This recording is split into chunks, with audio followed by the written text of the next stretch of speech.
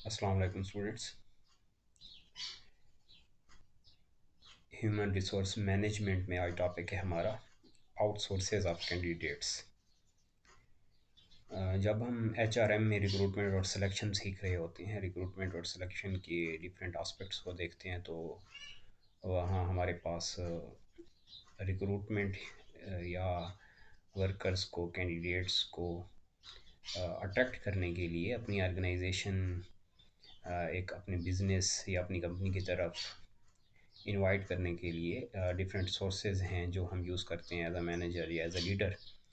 तो एक HR department के पास दो ऑप्शन नॉर्मली होते हैं। एक तो ये है कि आप अपने ही ऑर्गेनाइजेशन के जो आपके एग्जिस्टिंग वर्कर्स हैं, उनको आप प्रमोशन दे दें, या जो वैकेंसीज हैं, वेकेंट पोजीशंस हैं आपके ऑर्गेनाइजेशन में, तो उनको थ्रू प्रमोशन है या थ्रू ट्रांसफ़र हो गया या एडिशनल चार्ज दे दिया जाए, तो वो वैकेंसीज फिलअप हो सकती हैं। इसी तरह अगर आपके ऑलरेडी जो एग्जिस्टिंग वर्कर्स हैं, करंट एम्प्लॉइज़ हैं, वो उन वैकेंसीज़ को फुलफ़िल ना कर सकें, फिलअप ना कर सकें, तो फिर आपको आउटसोर्सेज़ की तरफ जाना होता है। मींस कि आपको मार्केट से लोग लेने होते हैं, आउटसाइडर्स लेने होते हैं।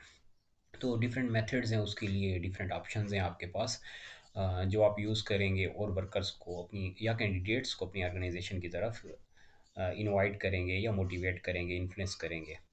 तो आज का टॉपिक हमारा इसी से रिलेटेड है, और हम देख रहे हैं आउटसाइड सोर्सेज ऑफ कैंडिडेट्स कि हम इनसाइड जो हमारे ऑलरेडी वर्कर्स हैं, अगर उनमें हमारे पास फिजिबल नहीं है ये कि हम उन्हीं वर्कर्स को प्रमोट करें। अगर प्रमोट करते हैं तो फिर भी हमारे पास प्रीवियस वैकेंसी पर जहाँ से किसी को प्रमोट किया गया, वहाँ हमें फिर वर्कर चाहिए।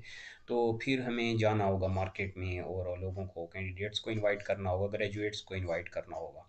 तो हम आउटसाइड सोर्सेज ऑफ कैंडिडेट्स पे आज बात करेंगे, और रिक्रूटमेंट का ये सब पार्ट है, सब एलिमेंट है, कंपोनेंट है। अच्छा, मैंने गैरी डेसलर की बुक जो है ह्यूमन रिसोर्स मैनेजमेंट, ये फ़ॉलो की है, ताकि आप अगर पढ़ना चाहें तो बुक को फ़ॉलो कर सकते हैं। रिक्रूटमेंट एंड सिलेक्शन के चैप्टर में अगर आप जाएं, planning regarding recruitment and selection, तो आपको ये टॉपिक वहाँ मिल सकता है। तो हम देख रहे हैं कि आउटसाइड सोर्सेज ऑफ कैंडिडेट्स।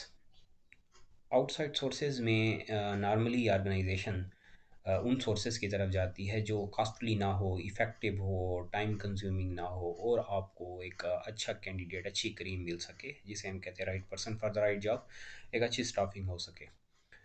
तो देखते हैं कि रिक्रूटमेंट पहला जो ऑप्शन आपके पास होता है, आज जो चल रहा है नॉर्मली, जो ऑर्गेनाइजेशन आज यूज़ कर रही हैं, क्योंकि एक एक्सपेंसिव सोर्स नहीं है ये, इकोनॉमिक है, इजी है इंटरनेट। तो आप सोशल मीडिया को, व्हाट्सएप को, फेसबुक हो गए, आपके अपनी वेब वेब पेज हो गए, वेबसाइट हो गई, या इंटरनेट सोर्सेज हो गए, जैसे रोज़ी डॉट पी के है, जैसे लिंक्डइन है। मींस कि ये ऐसी ऐसे प्लेटफॉर्म्स हैं जो आप सोशल नेटवर्किंग साइट्स हैं ये, जिनको आप बहुत आसानी से यूज़ कर सकते हो और कोई कास्ट भी नहीं है। तो पहला सोर्स तो यही होता है रिक्रूटमेंट में, आउटसाइड सोर्सेज में, कि आप क्या करते हो, रिक्रूटमेंट बाय द इंटरनेट आप जाते हो। For most employers and for most jobs, internet based recruiting is by for the recruiting source of choice. For example, restaurant chain. अच्छा, ये एक एग्जांपल दे दी गई है, तो बहुत ही सिंपल हम पहला ले लेते हैं पॉइंट, जिसमें वेबसाइट हो सकती है आपकी, जॉब बोर्ड्स हो सकते हैं, सपोज़ जैसे मैंने आपको कहा व्हाट्सएप है, रोज़ी डॉट पी के, पाकिस्तान की अगर बात करें, फेसबुक है। डिफरेंट मेथड्स हैं जो आप क्या करते हो, रिक्रूटमेंट थ्रू इंटरनेट जा सकते हो, और यहाँ से भी आपके पास कैंडिडेट आएंगे, लोग आपकी वैकेंसीज़ पर, वैकेंट पोजीशंस पर अप्लाई करेंगे, एप्लीकेशंस देंगे, और फिर आप फर्दर स्क्रीनिंग स्टार्ट कर लेंगे। तो पहला सोर्स तो हमारे पास बहुत इजी है, वो है रिक्रूटिंग वाया इंटरनेट। अच्छा, अब इंटरनेट की तरफ जाएँ तो यहाँ कुछ चीज़ें आ जाती हैं। एक तो मेथड ये है कि हम टेक्स्टिंग की तरफ जाते हैं। टेक्स्टिंग मीन्स टेक्स्ट कर देते हैं और इससे मैसेज करते हैं, में एप्लीकेंट्स के ग्रुप्स क्रिएट कर लेते हैं। मीन्स आप ये ऑर्गेनाइजेशन से, यूनिवर्सिटीज़ से डायरी लेते हो, जो मीन्स के स्टूडेंट पास आउट हुए हैं, उनके आप रिकॉर्ड्स ले लेते हैं, या मुख्तलिफ़ ऐसे चैनल्स हैं जहाँ जैसे फ़ेसबुक के ग्रुप्स हैं, वहाँ लोग ऑलरेडी रजिस्टर्ड होते हैं, लिंक्डइन पे लोग रजिस्टर्ड होते हैं, तो वहाँ आप क्या करते हो, एक टेक्स्ट मैसेज के थ्रू आप जा सकते हो। टेक्सटिंग में देख लें कि आप इंटरनेट अगर यूज़ करें और एडवर्टाइज़ कर रहे हो अपनी वैकेंसीज़ को, वैकेंट पोजीशंस को, तो आप टेक्सटिंग कैसे यूज़ करेंगे। Some employers use text messaging to build an applicant tool pool। तो यहाँ से क्या होगा, आप मैसेज जब करते हो तो एप्लीकेंट अप्लाई करना शुरू कर देते हैं। नॉर्मली हम देखते हैं कि लोग व्हाट्सएप स्टेटस लगा लेते हैं कि हमें अपनी ऑर्गेनाइजेशन के लिए वर्कर चाहिए, तो वो उसने टेक्स्ट कर दिए, एक मैसेज क्रिएट कर लिया और वो अपने रेलिवेंट या जो सर्कल में है या गैदरिंग्स में हैं, ग्रुप्स में हैं, फ्रेंडशिप में हैं, फैमिली रिलेटिव्स हैं, उनको क्या करते हैं, मैसेज शेयर कर दिए जाते हैं। तो यहाँ से भी आउटसोर्सिंग हो सकती है। For example, at one diversity oriented conference in New Orleans, consultant Hewitt Associates displayed posters asking attendees to text message Hue diversity to the specific five-digit number. Each person texting then became the part of Hewitt's mobile recruiting network. Periodically receive text messages regarding Hewitt openings. अब एक conference हो रही थी, suppose एक example दी गई, conference हो रही है और उस कॉन्फ्रेंस में क्या करते हो, आप कॉन्फ्रेंस का पार्ट हो, आप गेस्ट हो या कुछ भी, या चेयर कर रहे हो, तो आप क्या करेंगे, आप एक आपने पेनाफ्लेक्स बना लिया, एक पम्फलेट बनवा लिया, लोगों को कहा कि आप मींस के अपनी अपनी सीवी या अपनी बेसिक क्वालिफिकेशन, एकेडमिक क्वालिफिकेशन क्या करें, हमें मैसेज करें। तो वहीं लोगों ने बैठ के अपनी बेसिक क्वालिफिकेशन, जो पार्टिसिपेंट थे, मींस वो यूथ थी, वो स्टूडेंट थे, कैंडिडेट्स थे, उन्होंने क्या किया, वहीं सबमिट कर दिया। अब आपने उसकी स्क्रीनिंग की, आपको जो मेरिट पे लोग नज़र आए आपने उन्हें सेलेक्ट कर लिया। तो ये भी एक मेथड है, बट देखें ये कॉस्टली नहीं है। आप कहीं भी पार्ट हैं और आपको वर्कर चाहिए, मैं कहता हूँ आप यूनिवर्सिटी या कॉलेज में आ गए हैं और एक एप्लीकेशन आपके पास है और आपने तमाम स्टूडेंट को कह दिया कि थ्रू एप्लीकेशन आप क्या करें, अपना डाटा सबमिट करें। जिन लोगों ने डाटा सबमिट किया, जो एलिजिबल थे उस पोस्ट के लिए, तो उनकी आपने स्क्रीनिंग कर दी, वहीं बैठे बैठे आपको क्या होगा, एक अच्छा कैंडिडेट या पूल ऑफ कैंडिडेट्स मिल जाएंगे। इसी तरह एक और मेथड होता है इंटरनेट के थ्रू लोग नॉर्मली यूज़ कर रहे हैं कि dot jobs domain. The dot jobs domain gives job seekers a one click conduct for finding jobs at employers who register at, suppose एक अमेरिकन वेबसाइट बता दी गई है, तो यहाँ आपको कहा गया कि दी डॉट जॉब्स डोमेन क्यों कहा गया है, कि मैं एक पोर्टल के पास पे जाता हूँ, वेबसाइट पे जाता हूँ, वहाँ लिखा गया है कि अप्लाई ऑनलाइन। मैंने क्लिक किया, उन्होंने कहा कि आप अपना अकाउंट बना लें। मैंने अकाउंट बना लिया या पहले से था, तो मैं जस्ट अप्लाई पे क्लिक करता हूँ, अगर कोई चार्जेज़ हैं ठीक है, अगर फीस फ्री ऑफ कॉस्ट है तो मैंने अप्लाई कर दिया। तो हम देखते हैं हमारे पास मोबाइल फ़ोन में ऐसे कुछ लिंक आते हैं, ऐसी वेबसाइट्स आती हैं, हम क्या करते हैं, हमें कुछ शेयर करते हैं, हम क्लिक करते हैं, वो थोड़ी सी डिटेल मांगता है कि आपकी फाइनल क्वालिफिकेशन अल्टीमेट बता दें और साथ ये बता दें किस जॉब के लिए आप इंटरेस्टेड हैं। हम क्लिक करते हैं one dot the dot job domain. तो ऐसी डोमेन्स भी नॉर्मली ऑर्गेनाइजेशन क्रिएट करके लोगों को शेयर कर दी जाती हैं। तो वहाँ से भी स्टूडेंट्स क्या करते हैं, कैंडिडेट्स अप्लाई करते हैं और एक ऑर्गेनाइजेशन का सोर्स है कि आउटसाइड सोर्स यूज़ करते हुए आप कैंडिडेट्स को की स्क्रीनिंग कर सकते हैं। इसी तरह एक और मेथड आ सकते हैं, वर्चुअल जॉब फेयर्स की जाती हैं यूनिवर्सिटीज़ में, जॉब फेयर्स हो जाती हैं, ऑनलाइन जॉब फेयर हो जाती हैं,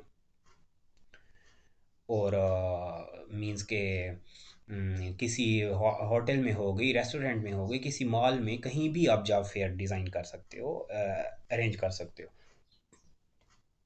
virtual fully online. Job fairs are another option. For example, the magazine PR Week organized such a fair for about a dozen of public relation employers. At the virtual job fair, online visitors see a very similar step to regular job fair. They can listen to the presentations, visit booths, leave resume and business cards, participate in live chats, and get contact information from the recruiters। अब क्या होता है कि आप ऐसा कोई platform हो आपके सामने, जैसे मैंने आपको कहा रोजी डॉट पी के है, लिंक्डइन है, सपोज ये डिफरेंट मेथड्स हैं, हम इन पे जाके सपोज लोग क्या करते हैं, अपनी वेबसाइट्स पे ऑनलाइन, फेसबुक पे ऑनलाइन हैं, तो वहाँ आप क्या करते हो, आपको कोई लिंक दिया गया कुछ, तो आप अपनी इन्फॉर्मेशन, आपको पहले एक वीडियो दिखाई जाती है, उस वीडियो को आप पहले सुनते हो, देखते हो। देखने के बाद आपको आप मोटिवेशन इंक्रीज़ होती है, आप मोटिवेट होते हैं कि हाँ, मुझे यहाँ अप्लाई करना चाहिए। तो मैं क्या करता हूँ, उसमें डिफरेंट जॉब्स हैं मेरे सामने, मैं एक पे अप्लाई करता हूँ। तो थोड़ी-सी मोटिवेशन अगर मुझे मिल जाए किसी भी वर्चुअल जॉब फेयर में, और मैं समझता हूँ कि हाँ, ये काम मैं कर सकता हूँ, मुझ में ये गट्स स्किल्स हैं, ये टैलेंट है, तो आप क्या करते हो, उसको क्लिक करते हो और अप्लाई हो जाता है। तो ये मेथड क्या है, आज यूज़ हो रहे हैं। क्योंकि आपने देखा कोविड के बाद ऑनलाइन हो गया सब कुछ, फिर पेपरलेस जब हम अ, हो रहे हैं, गो ग्रीन जा रहे हैं, तो फिर क्या हो रहा है, ऑनलाइन नॉर्मली रिक्रूटमेंट हो रही है। ये भी एक आउटसाइड सोर्स ऑफ रिक्रूटमेंट है। अच्छा, अब दूसरा मेथड जो होता है ना, पहला हमने क्लियर कर लिया। सेकंड मेथड जो है वो है एडवर्टाइजिंग। जब मैं एडवर्टाइजिंग में जाता हूँ तो बहुत इजी पॉइंट है हमारे लिए, मींस कि आप अगर मैनेजमेंट के स्टूडेंट हैं, कि advertising while web based recruiting is replacing help wanted ads, a glance at almost any paper or business or professional magazine will confirm that the print ads are still popular.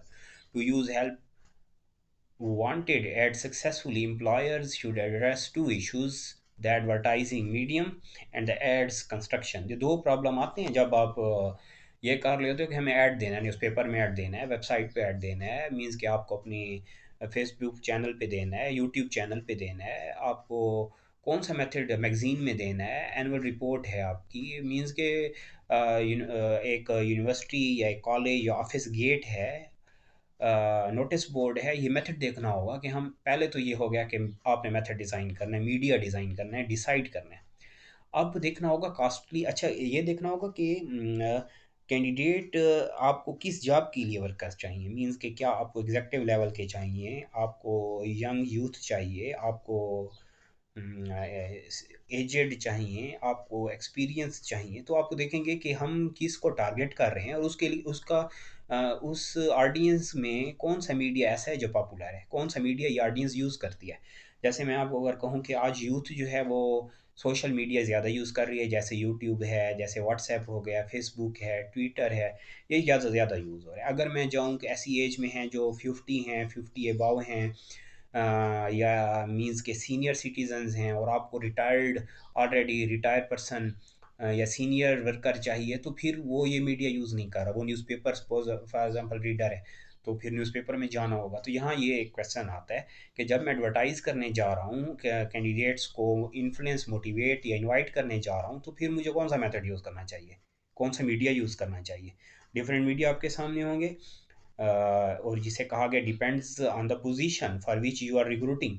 उस position पे आपने देखना होगा, सोचना होगा कौन सा media use करें, लोकल न्यूज़पेपर यूज़ करें, या एम्प्लॉइज़ को देखें, एम्प्लॉइज़ में एक मैसेज शेयर कर दें, या अपना नोटिस बोर्ड देखें, या अपने डाइजेस्ट को देख लें, क्या किस मेथड में जाना है, किस मीडिया में जाना है। पहला प्रॉब्लम ये होता है, तो इस पे आप फोकस करेंगे। इसी तरह सेकंड जो प्रॉब्लम आता है वो constructing writing the ad, difficult है बहुत।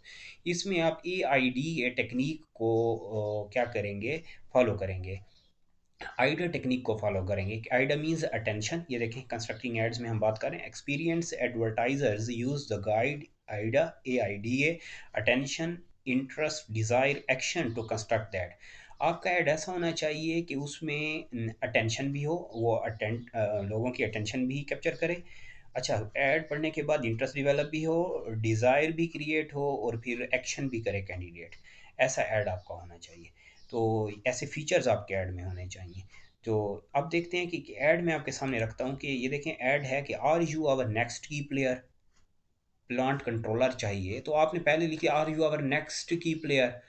इससे अगर मैं इस ऐड को देखता हूँ तो मैं कहता हूँ हाँ, मैं ये काम कर सकता हूँ। सपोज प्लांट कंट्रोलर है, और मैं इस ऑर्गेनाइजेशन में, क्योंकि मेरा गोल है कि मैं इस ऑर्गेनाइजेशन का पार्ट बनूँ, या ऐसी ऑर्गेनाइजेशन का पार्ट बनूँ। तो अब मैं ऐड में ऐसा हो कि बहुत डिटेल ना हो, कंसाइज भी हो, और इजीली मुझे इन्फ्लुएंस या मोटिवेट भी कर ले। तो मैं क्या करूँगा, मंथली यहाँ रिपोर्टिंग कहा गया कि रिस्पॉन्सिबिलिटीज़ आपकी क्या हो रही है, जॉब रिस्पॉन्सिबिलिटीज़ और जॉब ड्यूटीज़ क्या होंगी, JDs क्या होंगी, JRs क्या होंगे आपके, इनको आपने यहाँ क्या करना होगा, तमाम डिज़ाइन कर लेना होगा। और ये कैसे डिज़ाइन हो रहा है, जब हमने फ़ॉरकास्टिंग की थी अपने वर्कर्स के लिए कि फ्यूचर फ़ॉरकास्टिंग की थी, तो वहाँ हमने ये सारी चीज़ें डिज़ाइन की हुई थी। यहाँ आके हम उसको एक ब्लैक एंड वाइट में ले आएँगे, ऐड बनाएँगे। तो आपका ऐड ऐसा हो कि अट्रैक्ट करे, एआईडी, ए जिसे हमने कहा कि अटेंशन है, इंटरेस्ट है, डिज़ायर और एक्शन, ये फ़ीचर होने चाहिए ऐड में। तो ये भी एक मेथड है, आप यूज़ कर सकते हैं और ईज़िली आप कैंडिडेट ले सकते हैं मार्केट से। अच्छा, तो अब एडवर्टाइजिंग हो गई, फिर एक ऐड हमने देखा, मैंने आपको कहा कि इस तरह एक ऐड आपने बनाना है, जैसे कहा गया मंथली क्लोजिंग हो गया, मैनेजमेंट रिपोर्टिंग हो गया, प्रोडक्ट कॉस्टिंग हो गया, ये आपकी रिस्पॉन्सिबिलिटीज़ होंगी। आप हर जॉब के लिए रिस्पॉन्सिबिलिटीज़ डिज़ाइन करेंगे, एक्यूरेट इन्वेंट्री,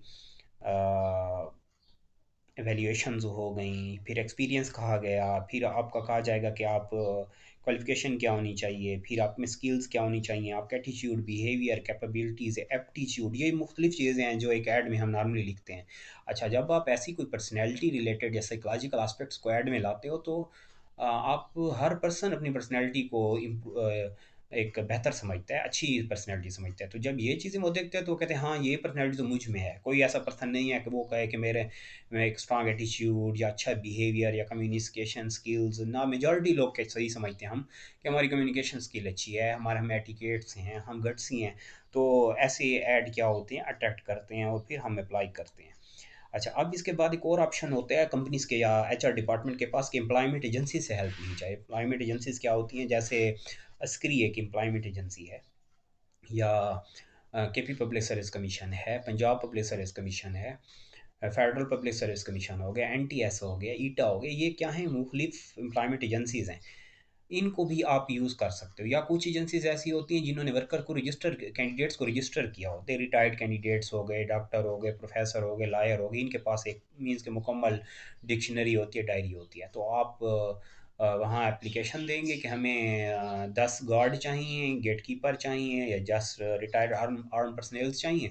वो कोई से 10 आपको स्क्रीन करके दे देंगे, आपने उन्हें सेलेक्ट कर लिया। अब ये क्या हो गया, एजेंसी ने आपको हेल्प आउट किया और जो चार्जेस होंगे आप पे करेंगे। There are three main types of employment agencies: public agencies operated by federal, state, or local government agencies associated with non-profit organizations, and privately owned agencies. पहले तो हम देख लें public and non profit organization. Public means government की agencies होती हैं, जैसे मैंने आपको कहा केपी है, केपी पब्लिक सर्विस कमीशन है, पंजाब सर्विस कमीशन है, फेडरल पब्लिक सर्विस कमीशन है। इनका काम क्या है कि ये गवर्नमेंट को उनके डिपार्टमेंट्स के लिए कैंडिडेट्स रिक्रूट करके सेलेक्ट करके देते हैं। तो ये हमने यहाँ क्लियर कर ली। नॉन प्रॉफिट एजेंसीज भी होती हैं, ऐसी एजेंसीज जो फ्री ऑफ कॉस्ट मींस के काम कर रही होती हैं। नॉन प्रॉफिट ऑर्गेनाइजेशंस होती हैं, एनजीओज हो गई, कोऑपरेटिव सोसाइटीज़ हो गई। जब एक सोसाइटी में अनएम्प्लॉयमेंट बढ़ रही है और आप चाहते हो कि मेरिट आए, मेरिटोक्रेसी आए, तो फिर आप क्या करते हो कि ऐसे लोग फिर मींस के एजेंसीज बनाते हैं, इस्टेब्लिश करते हैं। इनका काम, इनका ऑब्जेक्टिव ये होता है कि हम सोसाइटी में मेरिट को इम्प्लीमेंट करने की कोशिश करेंगे। तो ये नॉन प्रॉफिट एजेंसीज हो जाती हैं और इनका काम यही होता है कि कंपनीज़ को, हॉस्पिटल्स को, स्कूलों को, कॉलेजेस को ये कैंडिडेट्स रिक्रूट करके देती हैं, हेल्प करती हैं इसमें। अच्छा, ये हमने देखा एम्प्लॉयमेंट एजेंसीज़ में। तो एम्प्लॉयमेंट एजेंसीज़ आपको यहाँ पॉइंट क्लियर हो गया। एम्प्लॉयमेंट एजेंसीज़ ऐसी कोई इंस्टीट्यूट, फर्म, कोई ऑर्गेनाइजेशन जो किसी और ऑर्गेनाइजेशन को वर्कर सेलेक्ट या रिक्रूट करके दे। सारा प्रोसेस वही ऑर्गेनाइजेशन करेगी, वही एजेंसी करेगी, और आपने क्या करना होगा, आपने रिक्वेस्ट करनी होगी जस्ट, या उसकी जो पेमेंट होगी वो आप पेमेंट या फीस चार्जेस वगैरह पे करेंगे। प्राइवेट एजेंसीज क्या होती हैं? Private employment agencies are important sources of clerical, white collar and managerial personnel. They charge fees set by the state law and are posted in their offices. For each applicant, they place most or fee-paid jobs in which the employer pays the fee. अच्छा, ये जो हमने बात की ना non profit और public sector, यहाँ normally candidate तो पे कर रहा होता है, लेकिन ऑर्गेनाइजेशन को, ये जिस ऑर्गेनाइजेशन जो जॉब सीकर है उससे, जिसको वर्कर्स चाहिए, कैंडिडेट सॉरी एम्प्लॉय सीकर है, उसको पे कुछ नहीं करना होता। लेकिन प्राइवेट एजेंसीज जो होंगी ये पे करती हैं। एनटीएस है, दोनों पार्टी से पे करें, पेमेंट लेंगी, गवर्नमेंट से भी लेगी, कैंडिडेट से भी लेगी, और कैंडिडेट को एक रिक्रूटमेंट के सिलेक्शन करके दे दिया जाएगा। इस तरह ईटा है, ये है तो मीन्स कि आप अगर प्राइवेट है तो ये क्या करेगा, दोनों पार्टी से चार्ज करेगा, और ये पब्लिक है तो फिर सिर्फ ये कैंडिडेट से चार्ज करेगा, और ये ऑर्गेनाइजेशन चार्ज करेगी, और ये फिर इंस्टीट्यूट से या ऑर्गेनाइजेशन से कोई चार्जेस नहीं, लेकिन प्राइवेट एजेंसीज जो होती हैं वो दोनों पार्टी से ले रही होती हैं, क्योंकि ये तो एक जॉबरे हैं या आर्बिट्रेटर होते हैं. Your firm doesn't have its own human resource department and feels it can do a good job recruiting and screening. Organization का अपना एचआर डिपार्टमेंट या रिक्रूटमेंट सेक्शन नहीं है तो फिर किसी एजेंसी से आप हेल्प लेंगे. You must fill an opening quickly. फिर ये होगा कि आपको वर्कर बहुत जल्द चाहिए और आप समझते हैं कि एजेंसी हमें बहुत रैपिड और क्विक रिस्पॉन्सिव होगी, जल्द हमें ये काम करके देगी. There is a perceived need to attract more minority और फीमेल एप्लीकेंट्स.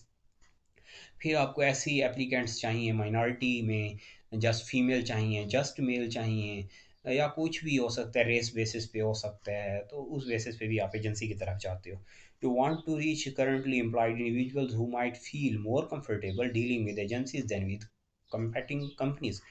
तो फिर आप ये देखते हो कि एजेंसी के साथ लोग ज़्यादा रिलैक्स कैंडिडेट फील करते हैं और ट्रस्ट करते हैं, अप्लाई करते हैं, हमारी तरफ इतने नहीं आते, हमारे चैनल इतने स्ट्रांग नहीं है, तो फिर भी आप रिक्रूटमेंट थ्रू एजेंसीज जाते हो. You want to reduce the time you are devoting to recruiting. फिर यह है कि रिक्रूटिंग पे जो आपको टाइम लगेगा, आप कहते हो वो एजेंसी लगा ली, हमारा थ्रेड ऑफ वर्क जो है वो डिस्टर्ब नहीं होगा, तो इसलिए फिर एजेंसी से हेल्प ली जाती है, ये भी एक सोर्स है. इस तरह एक और सोर्स हमारे पास है of shoring and outsourcing jobs. अब ऑफ शोरिंग में अगर और आउटसोर्सिंग में अगर आप जाएँ तो फिर क्या होता है कि आप ऑफ शोरिंग में नॉर्मली आप अपनी उन ऑर्गेनाइजेशन से वर्कर ले लेते हो जहाँ वर्कर ज़्यादा होते हैं, एक्सेसिव होते हैं. मीन्स कि आपको पता है कि हमारी एक ब्रांच है लाहौर में और वहाँ हमारे पास 80 कै वर्कर काम कर रहा है, और हमें एक ब्रांच हमारी पेशावर में, और पेशावर में हमें 10 वर्कर चाहिए, तो आप 80 वहाँ 80 हैं, 80 में से आप समझते हो कि 70 वहाँ काफ़ी हैं. तो आप क्या करेंगे, आप शोरिंग करेंगे और वहाँ से कैंडिडेट को ट्रांसफ़र कर दिया जाएगा, इस ऑर्गेनाइजेशन में ट्रांसफ़र किया, लेकिन यहाँ ट्रांसफ़र करने के साथ उनका आप इंटरव्यू, या वहाँ आपके कैंडिडेट ऐसे थे जो परमानेंट नहीं थे, आप जहाँ परमानेंट करना चाह रहे हैं वहाँ टेम्प्रेरी थे, तो किसी और ऑर्गेनाइजेशन में आप ले जा रहे हो, तो फिर आप उनकी रिक्रूटमेंट सिलेक्शन करेंगे. एक तो ये मेथड होता है. दूसरा ये है कि आप फिर ओवरसीज़ को लेते हो. ऑफशोरिंग एंड आउटसोर्सिंग में ओवरसीज़ लेते हो, क्योंकि ओवरसीज़ के साथ आप मैक्सिमम 10 ईयर तक चलते हो, 5 ईयर तक चलते हो, और उन पे वो पेनल्टीज़ आप पे, या वो आप पे क्लेम या इक्विटी स्टेट की नहीं होती, क्योंकि आप 5 साल के लिए वर्कर लिया, ना पेंशन देनी है, ना अपनी जीपी फंड देना है, ना उनको फर्दर जो अपने ही आप सिटीज़न को या रेजिडेंट्स को देंगे, नेशनल्स को देंगे, वो चार्जेस, वो फीसेस, वो अलाउंसेस आपने नहीं देने ओवरसीज़ को. तो फिर इसीलिए नॉर्मली आप ओवरसीज़ लेते हो, या आपको ओवरसीज़ जैसे यूएई है वो पाकिस्तान से लेते हैं, इंडिया से लेते हैं, तो उसे पता है पाकिस्तान से जो आएगा लेबर यहाँ हमें सर्विसेज भी देगा, और हम पे वो पेनल्टीज़ या चार्जेस नहीं आएंगे जो हम अपने एक वर्कर को, अपने रेजिडेंट को देंगे. तो ऑफ शोरिंग और आउटसोर्सिंग भी एक मेथड है. देखें, outsourcing and offshoring are perhaps the most extreme example of alternative staffing. Rather than bringing people in to do the company's job, outsourcing and offshoring send the jobs out. Outsourcing means having outside vendors supply service such as benefit management, market research, or manufacturing that a company own employees previously did in house. जो आपके previously आपके work previous workers थे, employees थे, उनको आप दोबारा क्या कर लेते हो, रिहायर कर लेते हो. ये आउटसोर्सिंग है. रिहायर मीन्स के रिटायर हो गया एक वर्कर, आप उसे दोबारा ले लेंगे क्योंकि वो यूज़ टू है आपके रूल रेगुलेशन से, तो ये आउटसोर्सिंग हो गई. या जैसे मैंने आपको कहा कि टेम्पररी हैं उसको परमानेंट कर लेंगे. एक यूनिट में ब्रांच में एक्स्ट्रा हैं, किसी और ब्रांच में ट्रांसफ़र कर लेंगे. Offshoring is narrower term. It means having outside vendors or implies a broad supply service that the company's own employees previously did in house. फिर क्या होता है, ऑफशोरिंग में जाएं तो ऑफशोरिंग में यही चीज़ है कि आप किसी और ओवरसीज़ को, आउटसाइडर को अपनी ऑर्गेनाइजेशन की तरफ इनवाइट करते हो, और फिर आपको वो पैकेजेस, वो कास्ट नहीं पड़ती जो कास्ट नॉर्मली आपको इनसाइड को देनी पड़ती है. Outsourcing and offshoring are both contentious, particularly in challenging economic times. Employees, union legislators, and even many businesses or business owners feel that shipping jobs out, particularly overseas, is ill advised. That notwithstanding, employers are sending more jobs out and not just blue collar jobs. अब आपको transportation division की बात की गई कि यहाँ क्या है कि आप अपनी पेंसिल्वेनिया से क्या करते हो, इंडिया ट्रांसफ़र कर देते हो वर्कर। और एक आपने यूनिट में देखे या एक कंपनी में देखे अपने कि मल्टीनेशनल हैं, तो आपने देखा कि यहाँ हमारे पास वर्कर ज़्यादा हैं, तो उनको आप किसी और लोकेलिटी में या ब्रांच में ट्रांसफ़र कर देते हो, जिसे हम क्या कहेंगे, ऑफशोरिंग एंड आउटसोर्सिंग नॉर्मली कहते हैं। और ये भी एक सोर्स है रिक्रूटमेंट का, आउटसाइडर्स को अट्रैक्ट करने का। एक और मेथड हमारे पास होता है executive recruiters. Executive recruiters, also known as headhunters, are the special employment agencies employers retain to seek out top management talent for their clients. ये कुछ ऐसी एजेंसीज होती हैं एग्जेक्टिव रिक्रूटर्स के, आपको अगर टॉप मैनेजमेंट के लोग चाहिए तो आप एग्जेक्टिव रिक्रूटर से हेल्प लेते हो। ये आपको हेल्प आउट करते हैं। The percentage of your firms position filled by these service might be small. However, these jobs include key executives and technical position. For executive position, headhunters may be your only source of candidates. The employer always pays the fee. तो यहाँ company या employer क्या करेगा, फ़ी पे करेगा। और आपको executive recruiter या एजेंसीज क्या करेंगी, टॉप लेवल के वर्कर्स या मैनेजर्स आपको रिक्रूट करके सेलेक्ट करके देंगी, क्योंकि ये टेक्निकल है, इसमें आपको एक्सपर्टीज़ देखनी है, स्किल्स देखनी है, टैलेंट को देखना होता है। तो आपको फिर ऐसी एजेंसी से हेल्प लेनी होती है जो एजेंसीज क्वालिटी को मेंटेन रख सकें। अच्छा, इसके बाद नेक्स्ट हम देख सकते हैं कॉलेज रिक्रूटिंग। बहुत इजी पॉइंट है कॉलेज रिक्रूटिंग में। अगर हम बात करें तो कॉलेज रिक्रूटिंग नॉर्मली जब ग्रेजुएट हो रहे होते हैं, पास आउट हो रहे होते हैं स्टूडेंट्स, तो यहाँ ऑर्गेनाइजेशन क्या करती हैं, कंपनीज एचआर डिपार्टमेंट जाता है और एक मॉक इंटरव्यू कर लिया जाएगा, एक वाइवा कर लिया जाएगा, मींस के आपका कोई टेस्ट कंडक्ट कर लिया जाएगा, तो सेमिनार कर लिया जाएगा, कोई कॉन्फ्रेंस कर ली जाएगी वहाँ स्टूडेंट्स से, कैंडिडेट से। जैसे आप क्वेश्चन करेंगे तो स्टूडेंट मींस के एक रिस्पांस करता है, स्क्रीनिंग हो जाती है वो। तो वो तमाम प्रोसेस आप एक यूनिवर्सिटी में जाके, कॉलेज में जाके कर सकते हो।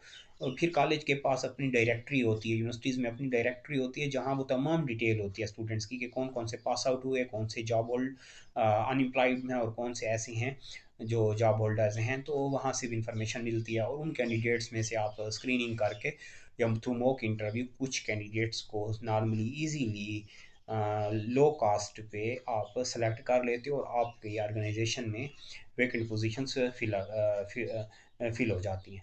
अच्छा, इसी तरह नेक्स्ट हमारे पास ऑन साइट विज़िट होता है।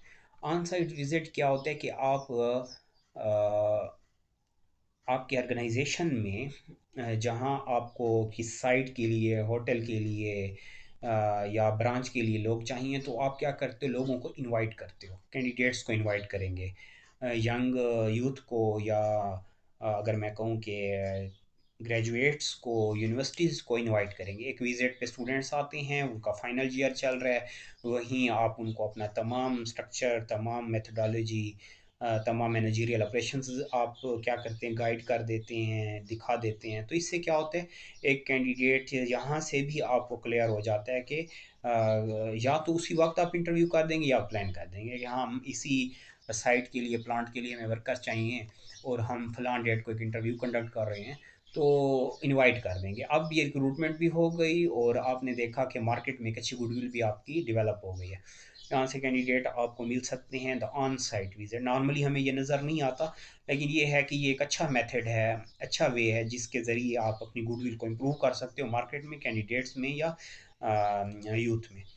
एक और मेथड है इसी से रिलेटेड है जो कि हमारे पास आता है, referrals and walk ins. Normally ऐसा होता है कि हम कोई ऐड देखते हैं न्यूज़पेपर में कि वॉक इन इंटरव्यू, कोई आपकी स्क्रीनिंग नहीं हुई, कुछ नहीं हुआ, कोई टेस्ट नहीं हुआ, कोई सीवी आपने नहीं दी थी, आपको कहा जाता है डॉक्यूमेंट्स लेके आ जाएं, एक सीवी बना के, और आप आएँ और वॉक इंटरव्यू, जस्ट इंटरव्यू होगा। हम इंटरव्यू पे चले जाते हैं और इंटरव्यू हो जाता है हमारा। इंटरव्यू में हम नॉर्मली कुछ मींस के कैंडिडेट सेलेक्ट कर लिए जाते हैं। तो देखें, आपका मींस के कॉस्ट, एक्सपेंसेस, सब कुछ यहाँ कंट्रोल हो गए। एक और तरीका ये भी है रेफरल्स का। रेफरल मींस कि आप अपने अपनी अपने ग्रुप्स में, ऑफिशियल ग्रुप्स में अपने वर्कर्स को कह देते हैं कि हमें कैंडिडेट्स चाहिए, वर्कर्स चाहिए, तो वो क्या करते हैं, मैसेज फिर फ्लो होता है, ट्रांसफ़र होता है। किसी के रेफरेंस पे किसी सीनियर मैनेजर, किसी जूनियर मैनेजर, किसी वर्कर के रेफरेबल, किसी का भाई, किसी का कज़न, किसी का स्टूडेंट, तो किसी रेफरेंस पे वो चला जाता है। जब रेफरेंस पे जाता है तो वो कहता है कि मुझे फ़लाँ पर्सन ने रेफ़र किया और मैं आपके ऑर्गेनाइजेशन में क्या करता हूँ, फ़लाँ पोजीशन के लिए आया हूँ इंटरव्यू देने। तो ये रेफरल्स भी यूज़ किए जाते हैं, और ये क्यों यूज़ किए जाते हैं? उन ऑर्गेनाइजेशन में यूज़ किए जाते हैं जहाँ आपको ट्रस्टवर्थी वर्कर्स या कैंडिडेट्स चाहिए, तो वहाँ आप रेफरल यूज़ करते हो। और रेफरल भी एक अच्छा मेथड है जिसके ज़रिए आप अच्छे कैंडिडेट ले सकते हो। यहाँ एक प्रॉब्लम आ जाता है कि यहाँ मीन्स के बाज़ औक़ात अगर मैं ये कहूँ कि नेपोटिज़्म और फेवरेटिज़्म को सपोर्ट मिलती है, तो रेफरल में एक प्रॉब्लम ये है। एडवांटेज डिसएडवांटेज हर मेथड के हैं। हर एक मेथड को देखें तो उसके डिसएडवांटेज भी हैं, प्रॉज और कॉन्स दोनों हमें नज़र आते हैं। तो रेफरल्स में अगर आएँ तो यहाँ यही एक चीज़ आ जाती है कि यहाँ नेपोटिज़्म या फेवरेटिज़्म नॉर्मली प्रमोट होता है कि आप उन लोगों को सिलेक्ट कर लेते हो जो किसी के रेफरेंस पे आए होते हैं, उनमें वो स्किल्स हैं नहीं हैं जो जो एक ऐसे पर्सन के पास है जो नॉन रेफरल है। तो आप नॉन रेफरल को नॉर्मली एज नहीं मिलता और एक रेफरल को एज मिल जाता है। तो ये हमारे पास कुछ मेथड हैं। हमने आउटसाइड सोर्सेज ऑफ कैंडिडेट्स देखे कि एक ऑर्गेनाइजेशन जब वर्कर को सिलेक्ट करना चाहती है तो उसे कौन से मेथड यूज़ करते हुए वो वर्कर सेलेक्ट कर सकती है। वो कैंडिडेट्स को इनवाइट किया जा सकता है, अटैक किया जा सकता है, और फिर एक स्क्रीनिंग प्रोसेस स्टार्ट किया जा सकता है। Thanks for watching. अल्लाह हाफिज़।